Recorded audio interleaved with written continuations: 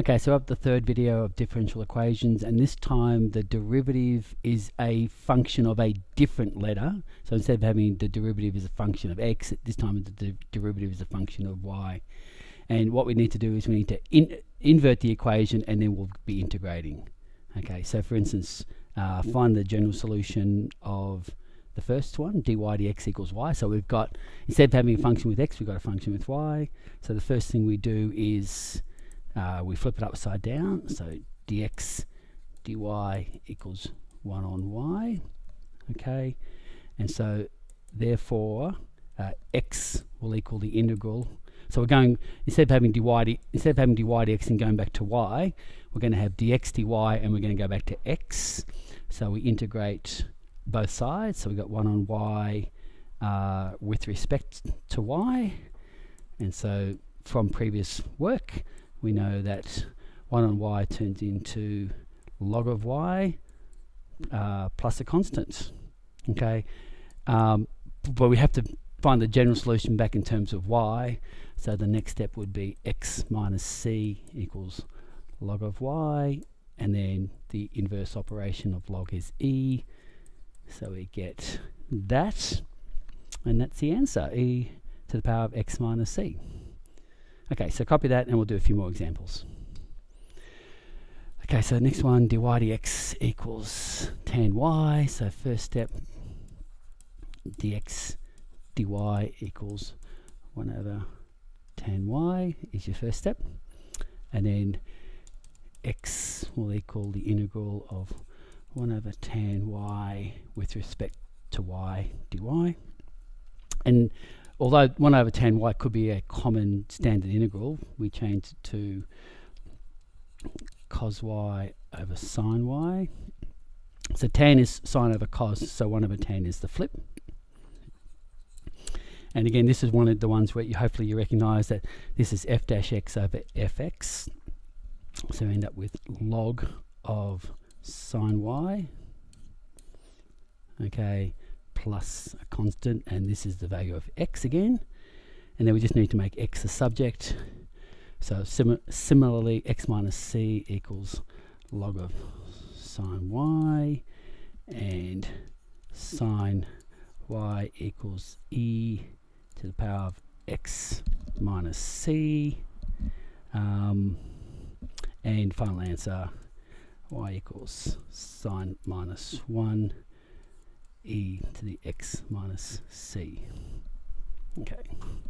Now, this can also be expressed like e to the minus c will equal a number, because c is a value. We could break that up, and so sometimes the book will write it down as sine minus 1. So that e to the minus c could be a new number, and as expressed as e to the x.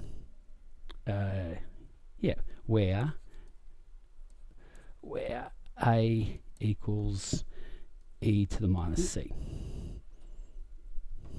Okay, so copy that and come across for a couple more examples. Okay, so find a particular solution if blah blah blah, and this number here will help us find the constant. Okay, so why don't you pause and have a go yourself, and when you're ready, come back live. Okay, you're back. So we've got dy dx equals root 1 minus y squared, and so dx dy equals 1 over root 1 minus y squared. So x equals integral 1 over root 1 minus y squared with respect to y. And then this hopefully is one that you do recognize from your standard integrals. It's sine minus 1 y plus c. Okay, so let's now put in the values. So x is 0, so 0 equals sine minus 1, and the answer is a half plus c. Sine minus 1 a half is what value in radians is sine equal to half, and the answer is pi on 6 plus c, so c equals negative pi on 6. So we've got x equals sine minus 1 y minus pi on 6. Make pi on 6 go away. equals sine minus 1y, and so y equals sine bracket x plus pi on 6, close bracket, and we're done. Okay, let's have a look next page when you're ready. For the previous example, state the largest domain for which the solution exists. Okay, so the original question had a 1 minus y squared, and when you're square rooting, so 1 minus y squared must be bigger than or equal to 0, okay, because you can't square a negative number. And then this, if you sketched it, would look like an upside down parabola. Okay, so 1 minus y squared has to be bigger than 0, so that section there is bigger than 0. The intercepts are minus 1 and plus 1.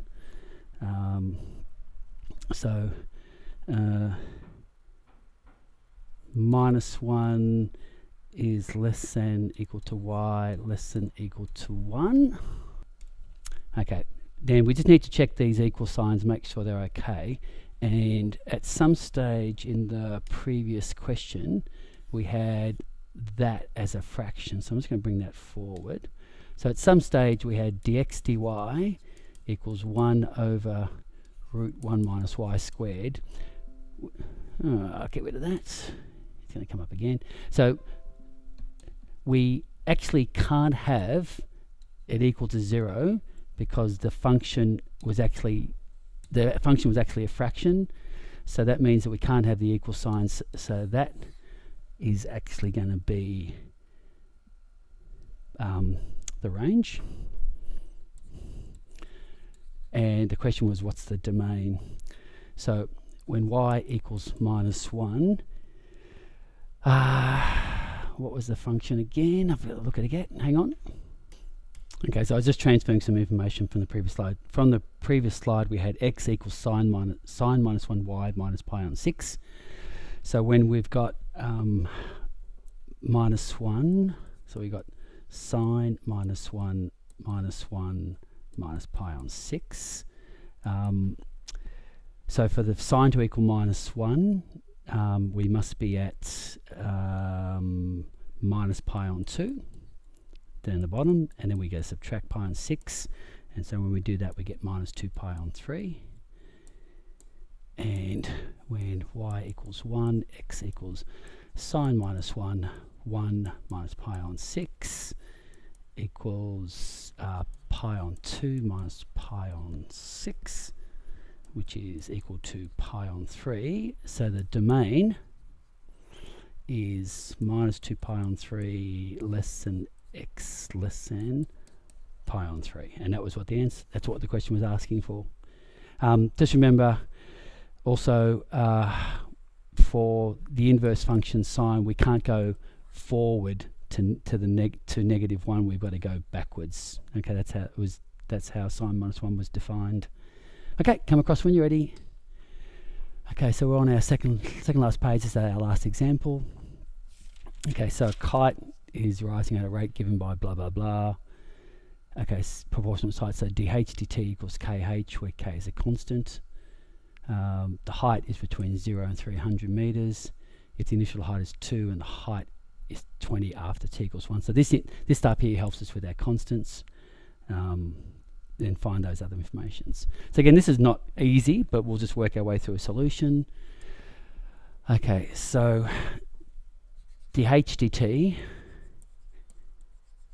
is a constant, so t dh equals 1 over kh. Okay, then we've got t equals the integral of 1 over kh with respect to h. So 1 over k is a constant, so 1 over k is the constant, and then 1 over h turns into log h plus c. And then we use the information, initial height is 2 meters. So when t equals 0, we've got 1 over k log 2 plus c. So c, will equal minus 1 over k log 2. Okay, and so the formula is t equals 1 over k log h minus 1 over k log 2. That looks okay. And then we could take the 1 over k as a constant, as a common term. So we got log h minus log 2, close bracket, and then the log law, when minusing we actually have a division, and so t equals 1 over k log h on 2. Okay, so that's our formula. So if that's part A done, find the height at any time. Actually, no, we're going to make height the subject, sorry. We're going to make height, this is time the subject, so multiply by k both sides, so kt equals log h on 2, then take exponentials on both sides, and then make h the subject. So that's the formula for height at any time. That's the height at any time t. This was the formula for time at any time heights. Okay, and then find the height at t equals 3. So h equals 2e. Actually, we need to find the value of k. So just hang on a sec. So just checking my notes. We've got to actually get the value of k from that bit of information. So let's just rub that out. Haven't got the value of k yet. So, and that means that that question there is not quite answered yet either. So h equals 20, t equals 1. H equals 20, t equals 1. So we need to finish that off. So 20 equals 2e to the k. So probably should have done this earlier. 10 equals e to the k. So k, oh, so it's 1 over 10. Hang on a sec, I'll just pause for a sec. I'm back, I'm just checking my calculations. So we've got log of 10, which is approximately 2.303.